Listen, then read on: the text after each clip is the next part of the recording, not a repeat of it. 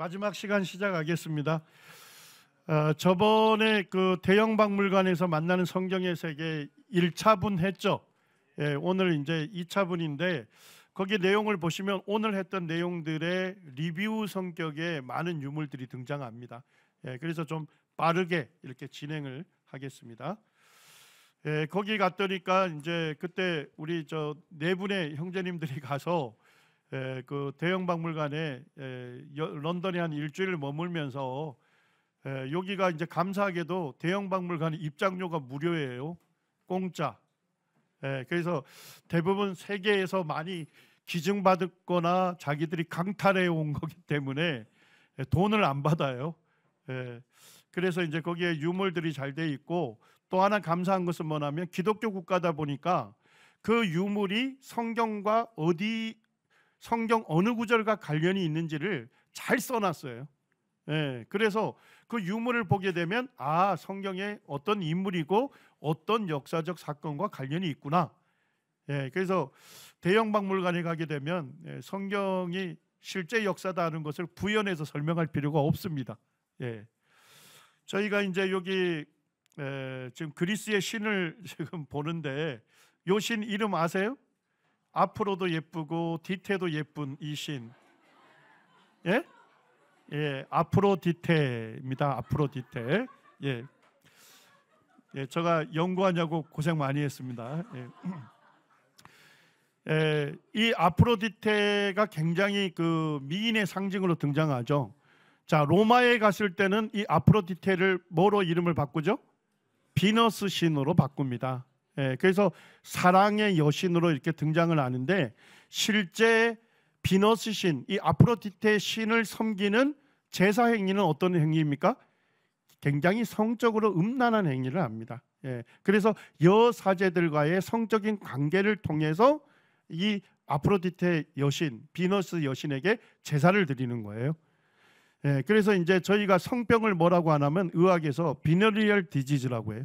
비너스 병이라고 할 정도로 이 아프로디테, 이 비너스 신을 섬기는 것은 굉장히 음란한 그와 같은 그 제사 의식이었다 하는 것을 알 수가 있습니다. 지금 이 연대기는 지금 대형 박물관에서 제시하고 있는 연대기입니다. 한 1년 정도 이렇게 다른 것들이 좀 나타나고요. 이제 제가 분열왕국 시대는 몇 시대로 나눴죠? 전부 5시대로 나눴습니다. 남북 경쟁 시대, 그 다음에 남북 화해 시대, 다시 예후가 등장하면서 남북 단절 시대를 그었죠. 그 다음에 아시리아가 강성해져서 북이스라엘을 멸망시키는 아수르 정복 시대. 그 다음에 누구만 남습니까? 유다 왕국만 남는 유다 왕국 시대. 그 다음에 이제 바벨론 제국에 의해서 멸망하게 되고 포로기로 끌려가는 내용까지 진행을 했습니다. 이제 오늘 이제 할 내용들을 보게 되면 주로 이제 아시리아 제국과 관련된 것들이 많거든요. 그래서 거기에 가시게 되면 1호관, 2호관 이렇게 번호가 붙어 있잖아요. 찾기가 쉬워요. 그래서 1층에 가게 되면 여기 6번부터 6관부터 7관, 8관, 9관, 10관이 전부 아시리아 제국과 관련된 유물들이 거기에 전부 도배되어 있습니다. 성경 유물들입니다. 자, 신아시리아 제국의 왕들에 대해서 이미 살펴봤습니까? 그래서 아수르 나시리팔 2세가 실제적인 그런 신아시리아 제국을 그 열었던 그런 그 개척자라고 할 수가 있고 창건자라고 할 수 있고요. 그 다음에 살만에서 3세는 성경에 이름은 등장하지 않습니다만 칼칼 전투 2번을 통해서 아합과 예후와 관련된 인물이다. 그 다음에 이제 아람의 속박에서 이스라엘을 구한 왕이 있죠. 성경에도 이름이 안 나오고 그냥 아수르 왕이라고 되어 있습니다만 아단 니랄이 3세다 하는 겁니다. 자, 그 다음에 이제 신아시리아 제국의 팽창기인데, 자, 여기에 있는 왕들 중에서 성경에 등장하는 왕이 누구라고요? 전체가 빨간 표시로 되어 있는, 그러니까 디글라빌레세 3세부터 아수르 바니팔 2세까지 전체 왕들이 다 이름으로 성경에 등장을 합니다. 자, 아시리아 제국의 영토를 이제 보게 되는데요. 이 아시리아 제국의 왕들의 특징이 있어요. 자, 왕들끼리 서로 경쟁했던 게 뭘까요? 대단한 궁전을 짓는 거예요. 예. 그래서 이 초기 수도가 아수르였거든요. 아수르. 근데 아수르 나시르팔 2세가 여기에 갈라라고도 하고 칼후라고도 불러요. 오늘날 리무롯이 되는데 거기에다가 수도를 천도하게 돼요. 그 다음에 이제 살만에셀 3세가 등장하면서 발라왓이라는 지역이 있습니까? 그쪽으로 다시 천도해서 궁전을 지어요. 그 다음에 이제 사르곤 2세가 자기 이름을 따서 두루 사르킨, 사르곤의 요새다 하는데 지금 현재 거기가 코르샤바드입니다. 거기에 궁전을 또 짓습니다. 그 다음에 사네립이 어디에다 궁전 지어요? 니느에다가 짓습니다. 자, 요나서 배경은 어느 성이에요? 니느의 성이잖아요. 아시리아 제국과 관련된 거죠. 자, 이런 식으로 좀 이해를 하시면 좋고요. 그 다음에 이제 중요한 전쟁들이 일어났던 것들을 여기 표기를 해놨습니다. 그래서 여기 시리아 쪽에 칼칼이라는 지역 보입니까? 거기에 칼칼 두 번의 전투가 있었다. BC 853년에 아합이 참전했고 BC 841년에 누가 참전하죠? 예후가 참전해서 굴복당했죠. 자, 그 다음에 이제 갈그미스 지역이 있습니다. 유프라테스 상부에 있는 갈그미스 지역, 칼크미스인데 요거는 어느 나라하고 관련이 있습니까? 바벨론 제국하고 관련이 있죠. 1차전을 BC 609년 나보폴로살이 등장하고 2차전은 605년에 누가 등장하죠? 느부갓네살 왕이 여기에서 승리하면서 실제 유대 땅이 바벨론 제국 지배하로 들어가게 됩니다. 강성했던 아시리아가 갑작스럽게 멸망하죠. 언제입니까? BC 612년에 니느웨가 멸망당하면서 아시리아 제국이 문을 닫게 됩니다. 여기에 이제 신아시리아 제국을 창건했던 이 아수르 나시르팔 2세, 2세가 아시리아의 1이라고 불렸던 공포 정치를 개발했던 사람입니다. 그리고 이제 아수르 나시르팔 2세의 궁전, 거기 갈라 궁전에 보게 되면 여기에 왕이 새겨져 있죠. 그래서 왕이 왕의 홀을 들고 있고 반지를 들고 있습니다. 그리고 이제 수호신이 물을 뿌리면서 축복을 하고 있죠. 왕을 축복하고. 자, 그 사이에 뭐가 새겨져 있습니까? 아수르신 밑에 생명나무가 새겨져 있어요. 그래서 이제 아시리아 제국, 이 메소포타미아 문명에서는 생명나무를 뭐로 상징한다고요?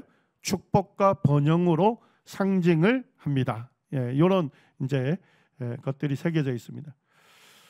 그리고 이제 아시리아 궁전이라든지 성벽에는 항상 입구에 뭐가 새겨져 있을까요? 이 라마수라고 하는 수호신이 새겨져 있습니다. 저희가 갔을 때도 여러 개를 봤습니다. 이게 한 개가 10톤 이상이 돼요.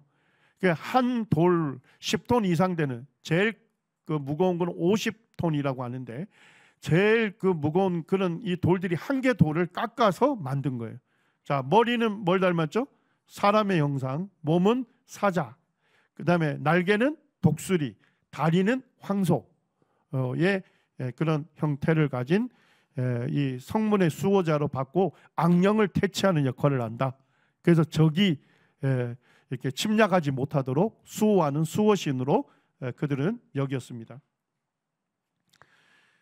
여기 이제 그 6비간에 가게 되면 지금 갈라궁전에 있었던 지금 라마수가 있고 그 안에 보면 살만에셀 3세가 천도했던 발라왓의 성문입니다. 자, 성문이 굉장히 거대하죠. 그 뭐 지금 이제 세월이 많이 지났으니까 나무는 다 썩어서 없어졌는데 뭐가 남았냐면 여기에 청동으로 두른 띠가 남았어요. 그래서 지금 이게 모형이에요. 실제 오리지널은 여기에 있습니다. 여기에 보면 그 발라 성문의 청동띠가 그대로 지금 남아 있어요. 원본이. 그리고 거기에 보니까 뭐가 새겨져 있습니까? 이 아수르 나시르팔이 개발한 공포 정치를 거기에 되어 있는데 포로를 사지를 절단하고 그 다음에 들보를 빼내어 그를 그 위에 매어 달게 하겠다고 에스라 6장 11절에 나오잖아요. 그죠? 그런 것들이 그대로 알 수 있는 것들이 새겨져 있고, 지금 성벽에다가 뭐를 전시하고 있습니까? 적군들의 머리를 거기에 전시하고 있는 이런 공포 정치를 했습니다. 자, 그 다음에 칼칼 전투가 있었던 그 살만에셀 승전비가 발굴이 됐다 했죠. 생각나시나요? 예, 거기에 이스라엘이라고 이름이 새겨져 있고, 거기에 보면 아주 세밀하게 역사를 기록하고 있는데, 나는 카르카르에 도착했으며 아합 왕이 주둔하고 있는 진지를 봉쇄하고 파괴시켜 버렸다, 이렇게 돼 있고, 이 아합 왕과 다메섹의 베나닷이 연합군을 형성했다 하는 것을 기록을 해놨어요. 근데 실제 역사는 뭘까요? 지금 승리한 것처럼 1차전도 승리한 것처럼 기록해놨는데 실제는 뭐래요? 무승부였습니다. 그리고 2차전에서 이제 살만에셀 3세가 승리하면서 북이스라엘 왕 예후가 굴복당하게 되는 겁니다.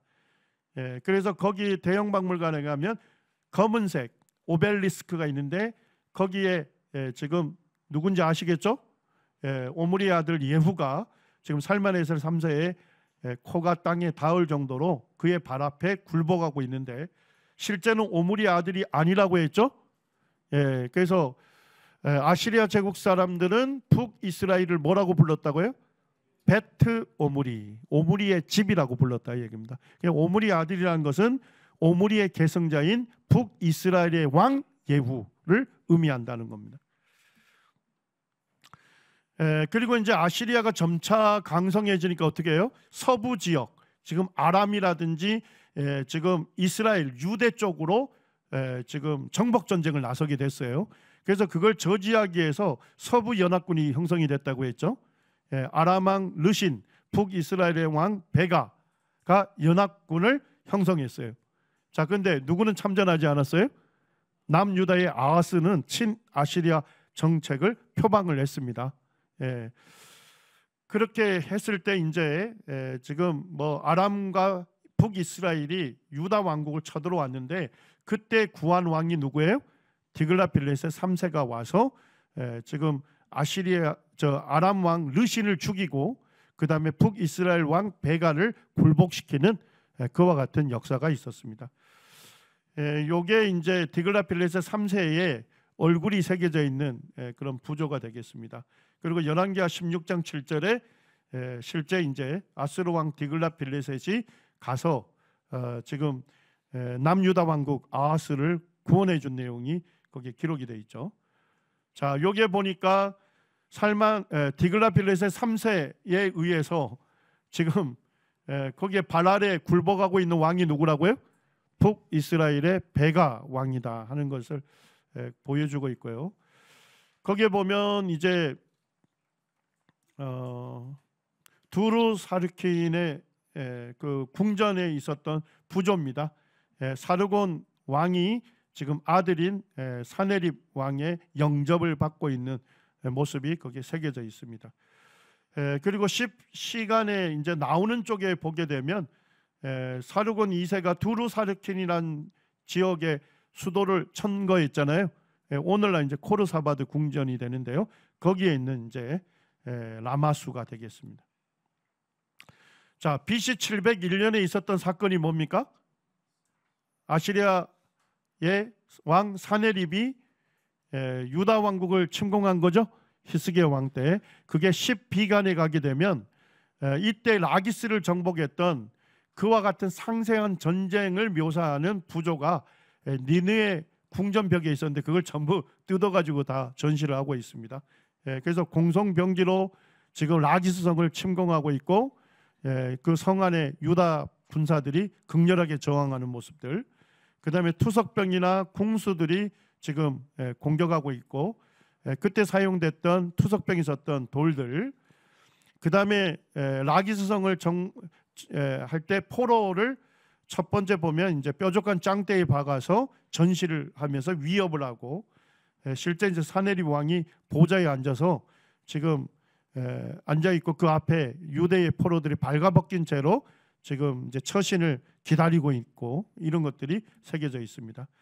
라기스 성에 있는 포로들을 산채로 피부 가죽을 벗기는 무자비한 폭력을 행사하고, 거기 라기스 성에 있는 사람들을 강제로 어떻게 합니까?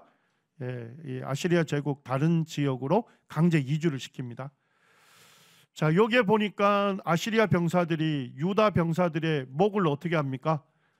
목을 잘라서 그 머리를 들고 자랑스럽게 기한하고 있는 그와 같은 것도 그 벽부조에 새겨져 있어요. 요나의 마음이 조금 이해가 되시나요? 하나님께서 니느웨 성에 가서 회개를 전파하라니까 니느웨 성으로 가지 않고 어디로 갔습니까? 반대쪽 다시스로 간 요나의 마음, 자기 왕국 사람들을 철저하게 핍박하고 학살했던 이 잔인한 이 수도인 니느웨 사람들이 회개하고 그들이 하나님의 그 진노로부터 벗어날까봐 요나가 다른 곳으로 갔죠. 요나의 마음이 좀 그곳에 가면 이해가 됩니다. 자, 그 다음에 이제 사네립 왕의 치적을 기록하고 있는 사네립 육각기둥이 발견이 됐죠. 그리고 거기에는 세세한 부분까지도 성경과 일치하죠. 그래서 사네립이 예루살렘을 포위하는 데는 성공했지만 뭐 하는 데는 실패했다. 점령하는 데는 실패했다 하는 겁니다. 그리고 이제 사네립이 두 아들에 의해서 암살당하잖아요. 그러면서 누가 왕위를 잇죠? 막내인 에살핫돈이 이제 왕으로 즉위하는데 거기에 보면 이제 갔더니까 에살핫돈 왕의 현무암 기념비가 세세하게 기록되어 있어요. 에살핫돈이 바벨론을 평정하거든요. 다시 그리고 바벨론을 재건하는 내용이 거기에 상세하게 기록되어 있습니다. 자, 그 다음에 사네립이 쳐들어왔을 때 이집트에서 지원 부대를 보내죠. 그때 수장이 누구였어요? 구스 왕 디르아가 황태자였죠, 그죠? 구스 에디오피아를 다스리는 섭정왕이었죠. 그래서 성경은 정확하게 구스 왕 디르아가다 이렇게 기록하고 있고, 요게 이제 사관에 가게 되면 있어요. 그래서 거기 굉장히 크죠. 여기 지금 디르아가를 새겨놨고 앞에 그 다음에 아문신이 무슨 모습을 띠고 있죠? 순양입니다. 아몬신. 그래서 아문신이라고도 하고 아몬신이라고도 해요. 그래서 그게 이제 전시가 되어 있고 65관에 가면 이집트관입니다. 그 이집트관에 가게 하면 디르아가의 스핑크스도 있습니다. 그래서 구스 왕조다 하는 것을 정확하게 알 수 있도록 거기 두 마리의 코브라가 새겨져 있습니다. 자, 그 다음에 이제 보게 되면 라기스성을 점령할 쯤에 지금 사네립이 뭐예요? 자기 군대 장관들과 대군을 보내서 예루살렘을 포위하게 하죠. 그죠? 그리고 즉각 항복하라고 심리전을 펼치잖아요. 자, 그때 3명의 유대 관리들이 나가서 협상 테이블에 앉죠. 협상했던 사람 중에 셈나가 나오죠. 근데 셈나의 무덤 비문이 전부 뜯어가지고 거기에 75강 부석에 이렇게 전시가 되어 있습니다. 거기에 보니까 히브리어 비문으로 이렇게 기록되어 있는데, 이것은 셈나의 무덤으로 왕실 비서였다. 이곳엔 은이나 금이 없고 단지 그의 뼈들만, 그리고 그의 종의 뼈들만 있다. 이것을 여는 자에게 저주가 있을 것이다. 이렇게 히브리어 비문을 남겨놨는데, 셈나는 뭐예요? 바벨론, 친바벨론파였을까요? 친이집트파였을까요? 친아시리파였을까요? 친이집트파였을까요? 셈나는 사네립과 동맹을 맺을 것을 제안했습니다. 자, 그때 이것을 누가 강력하게 책망합니까? 선지자 이사야가 강력하게 책망을 하면서 셈나가 거만과 교만의 행위로 왕족에게만 허락된 장소에 뭘 만들었어요? 자기 무덤을 만들었다고 강력하게 책망을 하거든요. 그런데 거기에 지금 있었던 비문이 그대로 뜯어져 가지고 지금 대형박물관에 전시되어 있습니다. 그리고 10A관에 가게 되면 그 아수르 바니팔 2세, 성경에서 오스나발이라고 하는데 그 왕의 궁전에 새겨져 있는 그 쭉 벽 부조들이 있는데, 아시리아 왕들이 즐겨했던 스포츠가 뭐였을까요? 운동장에 백성들을 다 앉혀놓고 사자 사냥을 하는 거예요. 그래서 그 사자들을 풀어놓고 그 사자를 왕이 직접 사냥하면서 죽이는 그걸 보여줘요. 그래서 왕의 그 뭐랄까요, 강성함을 보여주는 이 스포츠가 아시리아 제국에서 가장 유명한 스포츠였습니다.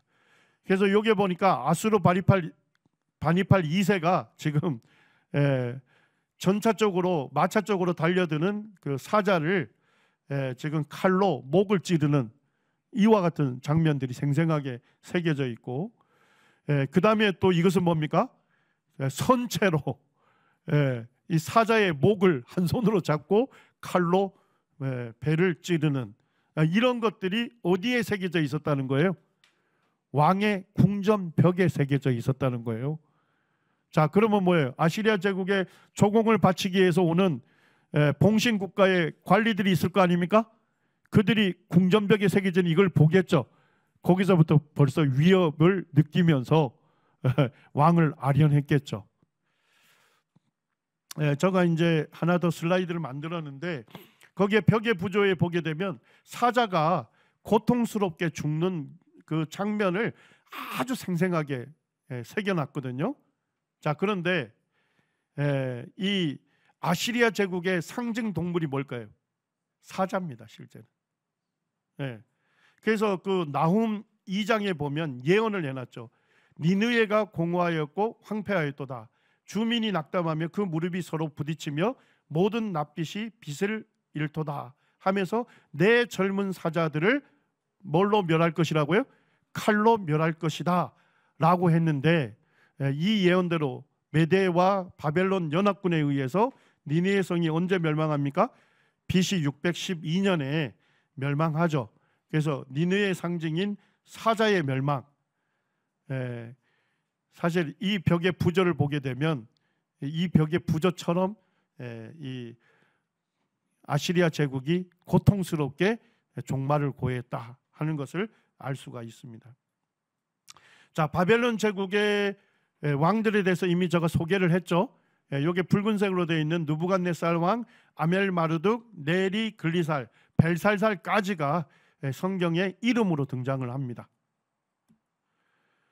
자, 그리고 중요했던 전투가 2차 갈그미스 전투, BC 605년이 되죠. 그때 애굽 왕 느고가 등장하게 되고, 그 다음에 바벨론의 느부갓네살 왕이 갈그미스에서 전쟁을 하게 되죠. 이 전투에서 누가 승리합니까? 느부갓네살이 승리하면서 결국 예루살렘을 포위하고 1차 침공을 하는 그와 같은 일이 벌어진 것입니다. 자, 1차 갈그미스 전투에서는 바벨론에 누가 등장했죠? 나보폴로살, 느부갓네살 아버지예요. 그 느부갓네살 아버지 나보폴로살의 연대기가 발견이 됐습니다. 거기에 보면 니느웨 몰락 후에 나보폴로살이 이제 아시리아의 서쪽 영토에 대해서 통제권을 두고 이집트와 우열을 다투었다 하는 내용들이 거기에 기록이 되어 있습니다. 자, 그리고 이제 느부갓네살 왕의 도장까지 찍힌 벽돌들, 이런 것들이 있었다는 걸 보면 바벨론 제국이 굉장히 융성한 문화를 이루었다는 걸 알 수가 있죠. 이런 행진로의 벽에 있는 그런 것들이 그대로 다 발굴이 됐고요. 그 다음에 이제 55호간이 갔더니까 느부갓네살 왕의 연대기가 거기에 기록이 되어 있습니다. 거기에 보면 BC 605년에서 BC 595년까지의 그 느부갓네살 통치 기간에 있었던 사건들을 기록하고 있는데, 자, BC 605년에는 어떤 사건이 있었죠? 예루살렘 1차 침공이 있었잖아요. 그리고 BC 597년에는요 2차 침공이 있었죠. 그와 같은 내용들을 정확하게 기록을 하고 있습니다. 저가 갔더니까 느부갓네살 왕의 그 뭐랄까요, 역사 유물이 너무 많아요. 한두 개가 아니에요. 이게 전부 다 느부갓네살 왕의 그 치적을 전부 기록하고 있는 거예요. 거기에 보면 느부갓네살 왕을 전형적인 바벨론의 군주로 현명하고 경건하고 정의롭고 강한 왕으로 제시하고 있습니다. 이게 이제 나보니두스의 연대기입니다. 나보니두스 때 실제 바벨론 제국이 어떻게 됐죠? 멸망했잖아요. 멸망했고, 나보니두스가 바벨론 제국 사람들한테 인기가 있었을까요? 예, 바벨론 사람들은 무슨 신 섬긴다 있어요? 예, 마르독 신을 섬기는데 왕이 그 마르독 신을 섬기지 않을 뿐만 아니라 마르독 신을 그 섬기는 축제일에도 왕이 나타나지 않았던 거예요.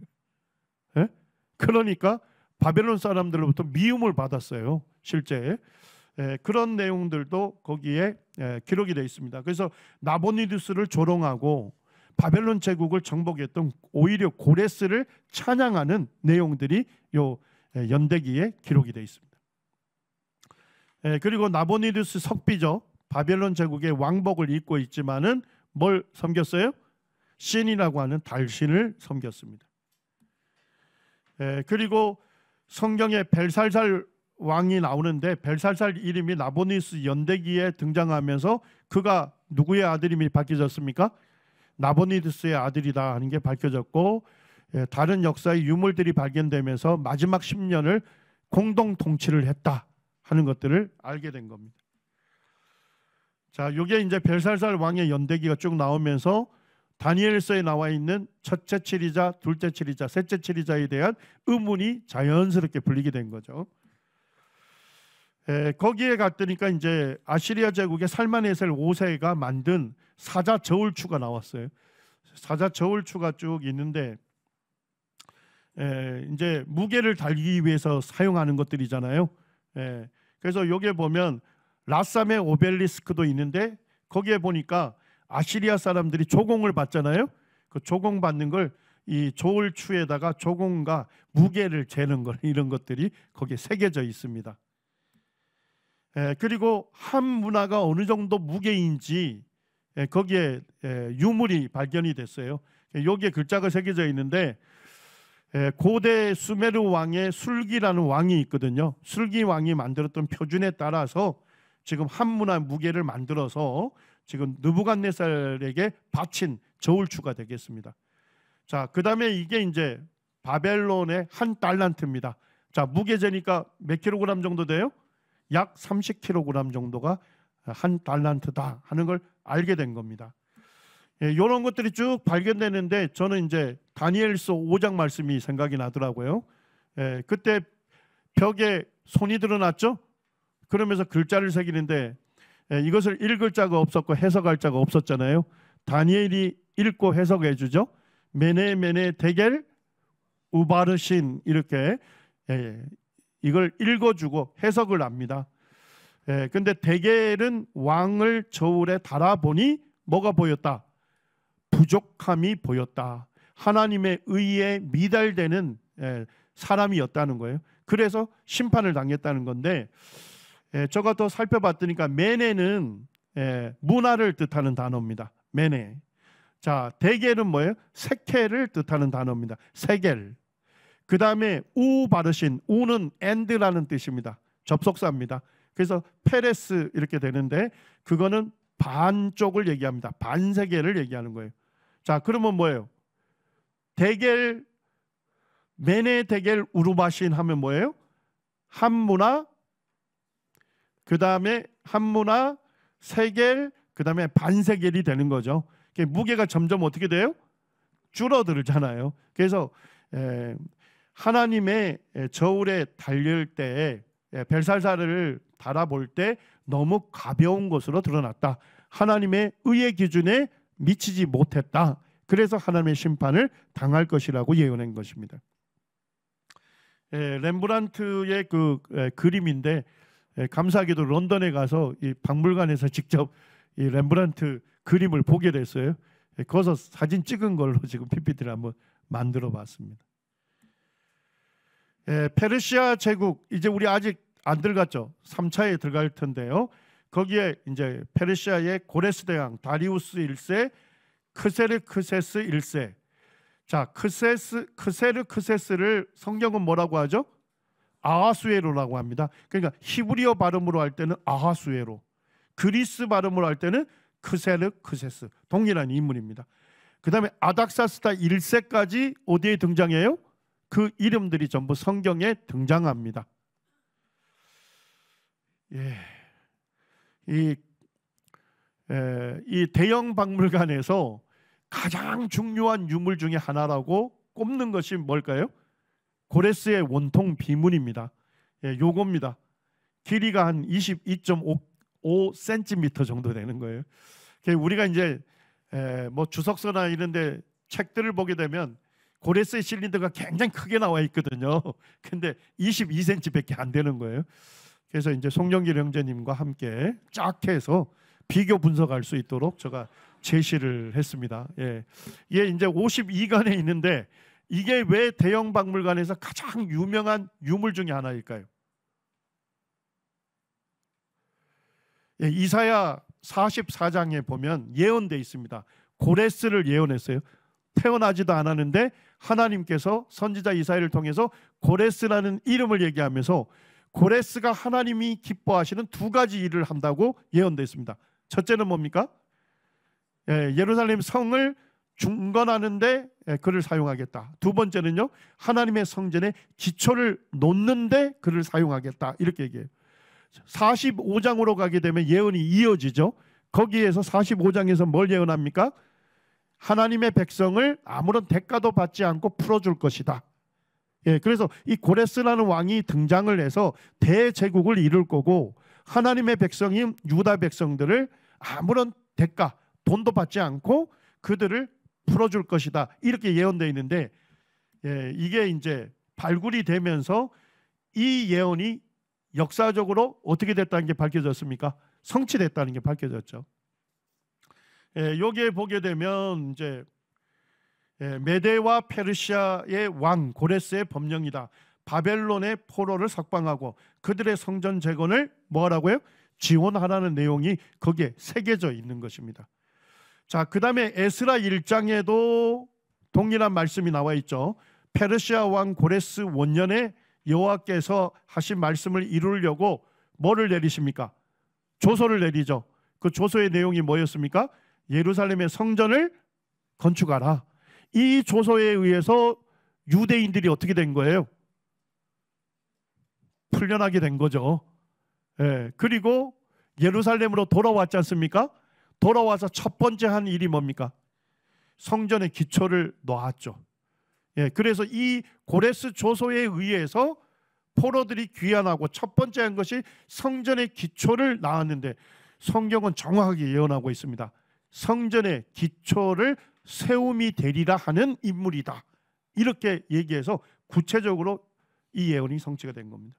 그러니까 요 고레스의 원통 비문이 발견이 되면서 예언이 성취됐다는 것도 알 수 있고, 에스라 1장에서 내린 고레스의 조서가 뭐다? 실제 역사적 사실이다 하는 것을 밝혀준 겁니다. 그래서 대형 박물관에서 가장 유명한 유물 중에 하나다. 이렇게 얘기하고 있습니다. 그 다음에 이제 이 터키의 그 서부가 되겠습니다. 거기 리디아 왕국이 있는데, 리디아 왕국의 수도가 사데입니다. 사르디스가 되는데, 거기에 가면 팍톨루스 강이 있습니다. 이제 제가 사대를 가면서 거기 팍톨루스 강이 있는지를 봤어요.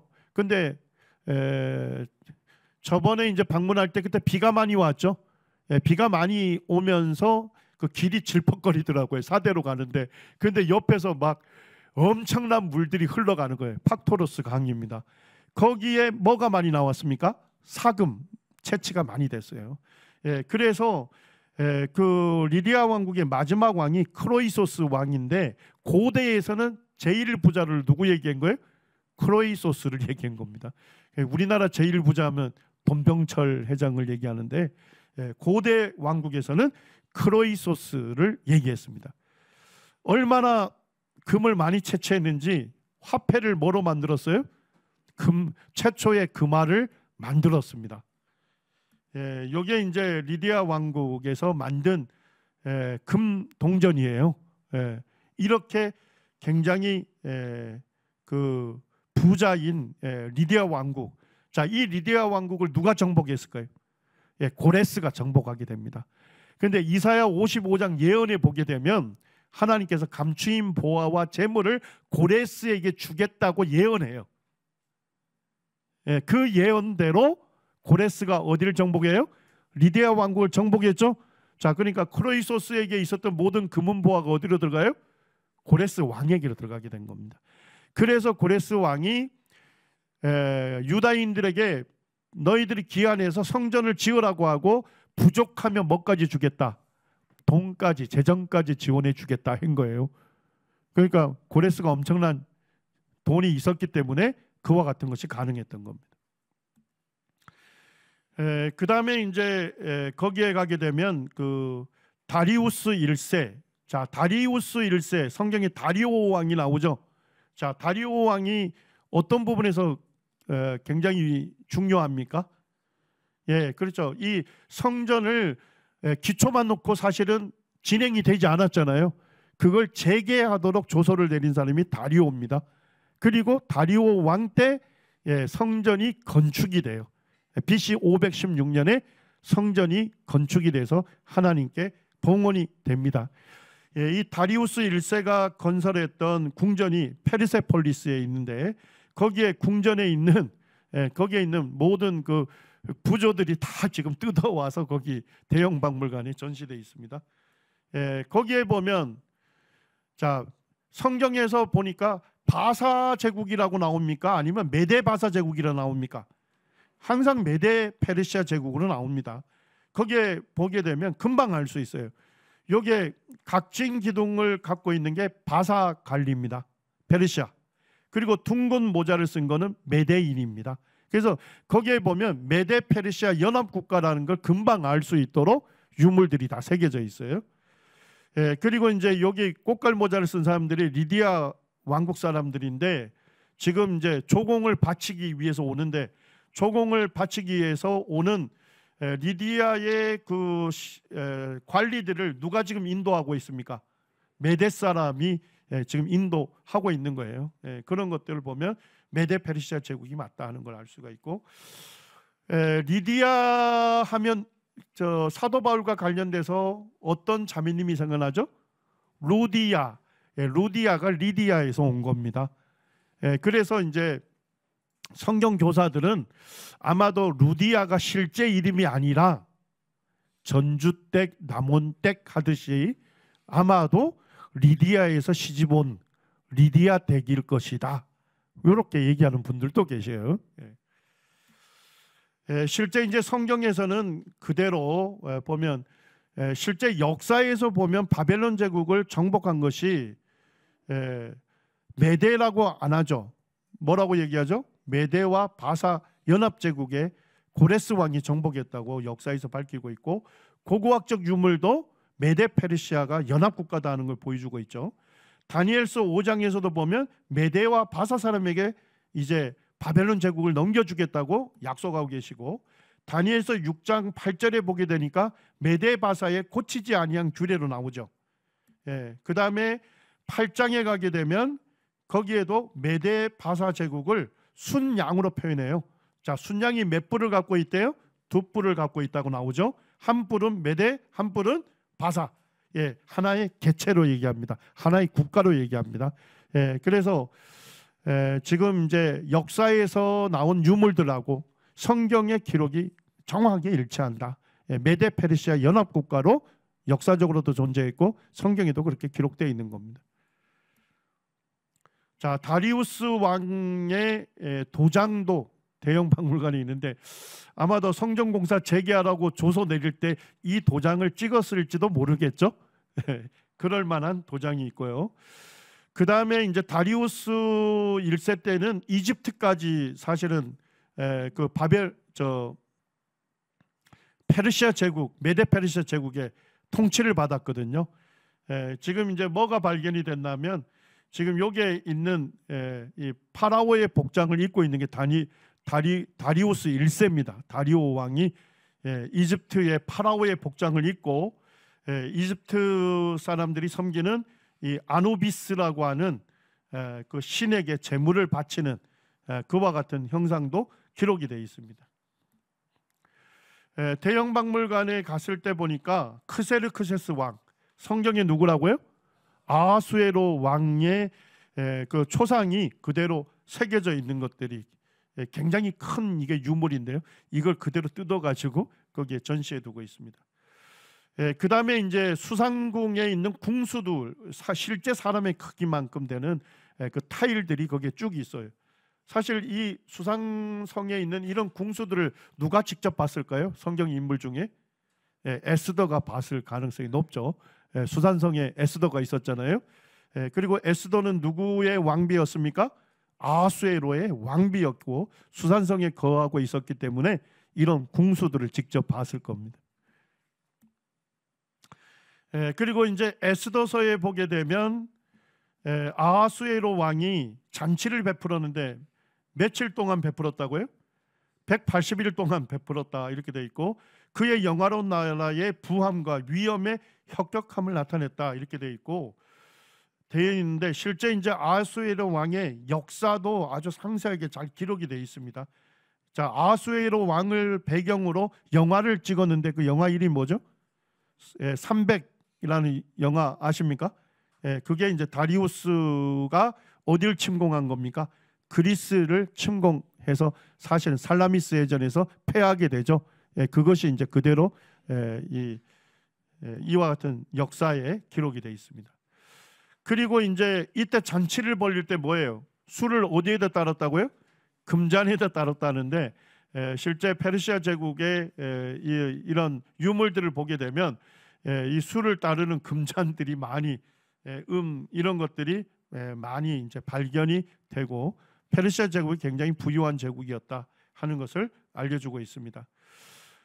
요 대접은 여기 요 테두리에다가 상세하게 이름을 새겨놨는데 거기에 보면 아닥사스다의 은 대접이다. 주인 이름을 새겨놨어요. 자, 그런데 그는 누구의 아들이라고 돼 있어요? 다리우스의 아들이고 크세르크세스 1세의 아들이다 이렇게 돼 있는데 이제 용어상 아들이라는 것은 뭐예요? 이 아들이라고 할 때는 및 다수를 얘기하는 겁니다. 그래서 이제 손자 이런 것까지도 얘기를 하는 것이죠. 성경에 에스더 4장에 보면 다리오 5절에 다리오 6절에 아하수에로 7절에 아닥사스다 왕 이름이 나와 있는데 은대접 하나에 3명의 이름이 다 새겨져 있는 겁니다. 자, 이제 로마 제국에 관해서 간단하게만 얘기하겠습니다. 원래 이제 공화정을 할 때는 원로원에서 다스렸죠. 그러다가 이제 제정으로 넘어간다는 얘기는 뭡니까? 1인 황제 체제로 넘어가게 돼요. 그때 제1대 왕이 누구죠? 옥타비아누스. 옥타비아누스를 원로원에서 뭐라고 이름 지어줬어요? 아우구스투스 이렇게 이름 지어줬어요. 이 아우구스투스라는 이름의 뜻이 뭘까요? 존엄자. 요거를 이제 누가 본다고 했어요? 우리 저 위에 계신 저 북쪽의 통치자가 제1존엄이다. 그게 이제 결국 자기가 아우구스투스다. 이렇게 이제 폼을 잡고 있는 거죠. 그 다음에 2대 황제인 티베리우스 황제.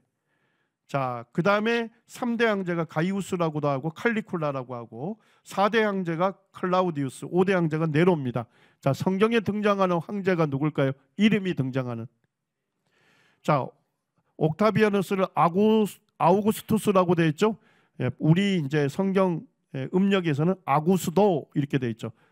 아구스도, 가이사 아구스도. 그때 예수님이 탄생하셨습니다. 자, 티베리우스 등장하나요? 티베리우스 황제가 통치할 때 예수님이 공적 생애를 사셨어요. 티베리우스 황제 때 로마의 총독인 누굽니까? 빌라도에 의해서 예수님께서 십자가형을 당하신 거죠. 자, 칼리쿨라는 4년밖에 통치 안 했기 때문에 성경에 등장하지 않습니다.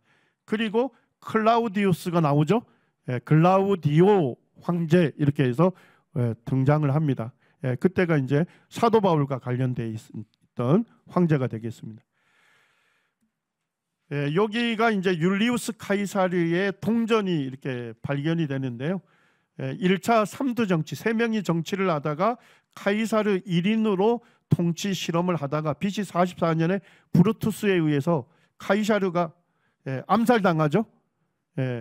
그리고 이제 그 이후에 황제들이 카이사르라고 하는 이름을 쓰죠. 황제의 이름이 된 겁니다. 그래서 이제 성경은 가이사 이렇게 하는데 그걸 이제 라틴어로 발음하면 카이사르가 되는 거고, 그거를 영어로 발음하면 뭐가 돼요? 시저가 되는 거예요. 똑같은 대상을 얘기하는 겁니다. 그리고 이제 BC 44년에 2차 삼두 정치 세 명이 하는데, 이때 안토니우스, 레피두스, 옥타비아누스가 하게 되고요. 그리고 이제 BC 42년에 필리피에서 전쟁이 일어납니다.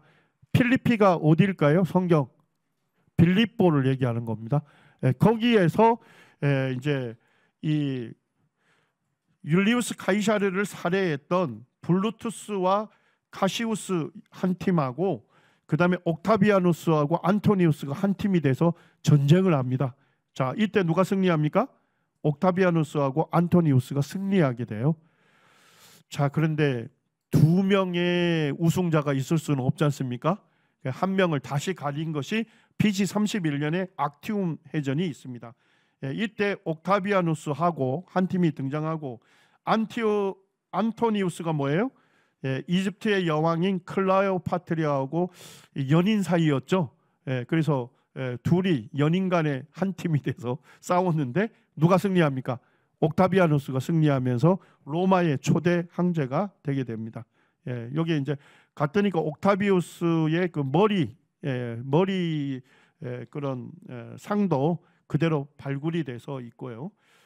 그 다음에 이제 이 BC 31년에 악티움 전쟁 승리하면서 이집트의 상징이 악어거든요. 그 악어, 이집트를 정복했다는 기념주화 이런 것들이 발견이 됐습니다. 티베리우스 황제의 그런 이제 동전 이런 것들이 이제 발견이 됐고, 티베리우스 황제 기간에 예수님께서 공적인 생애를 사셨고 십자가의 죽음과 부활, 승천이 있게 된 것입니다. 마지막 슬라이드입니다. 저희가 그 대형 박물관에 가기 위해서 런던에 이제 일주일 머물렀는데, 주일이 되면 어쨌든 예배 드려야 하잖아요. 그래서 런던에 3개의 지역 교회가 있었습니다. 그 중에 이제 한 지역 교회를 가서 저희가 예배를 드렸는데, 저희는 주의 만찬 드리고 말씀 교제 있은 이후에 뭘 합니까? 애찬을 하잖아요. 근데 이제 벌써 유럽 지역만 해도 애찬이 없어졌어요. 거기에 한국 형제님 부부가 계셨어요. 왕 형제님이라고 형제님 계셨는데, 그 주일날 굉장히 미안해 하더라고요. 애찬이 있어야 하는데 이 한국 성도님들이 오면 애찬을 못해서 미안하다고. 그래서 제가 이제 한국 성도님들이 오면 애찬 대신 이제 나가서 식당에서 대접을 하는데, 이 왕형님 가족이 그때 일정이 미리 잡혀 있었어요. 그래서 미안하다고. 그런데 이제 월요일 날 자기 집에 초대를 하고 싶은데 오시겠냐고. 그러면서 저희한테 저희 김치 아주 그냥 맛있게 삭힌 김치가 있고, 그다음에 이 저 삼겹살 맛있는 게 있으니까 이렇게 저희를 이제 유혹하면서 초대를 했습니다. 그렇게 해서 저희가 월요일날 가서 이제 아주 맛있게 접대를 했어요. 그리고 교제도 즐겁게 했습니다. 사실 처음 만나는 분들인데 주님 안에서 형제다 자매다는 것으로 아주 즐거운 교제를 나누는데, 교제가 참 좋잖아요. 그러면서 내일도 혹시 저녁에 초대하고 싶은데 오시겠냐고. 저희야 쌍수 들고 환영이죠. 그래서 화요일 또 가서 늦은 시간까지 음식을 먹으면서, 이게 이제 저녁 늦은 시간인데 아이스크림까지 뭐 먹으면서 그때 저희 체중을 많이 불렸던 기억이 있는데, 하여튼 대형 박물관 그때 공부하러 갔지만은 어느 지역을 가든 이렇게 주님을 섬기고 있는 형제 자매님들, 또 교제를 사모하시는, 또 주님 안에 형제란 사실로 저희들을 참 사랑으로 접대하는 분들이 있어서 아주 행복한 시간을 저희가 보냈습니다. 이제 다음에는 이제 그 계속 내용이 진행이 되면서 저희가 루브르 박물관도 다녀왔습니다. 그래서 루브르 박물관에 다녀온 자료도 이제 다음에 살펴보겠습니다. 자, 수고들 하셨습니다.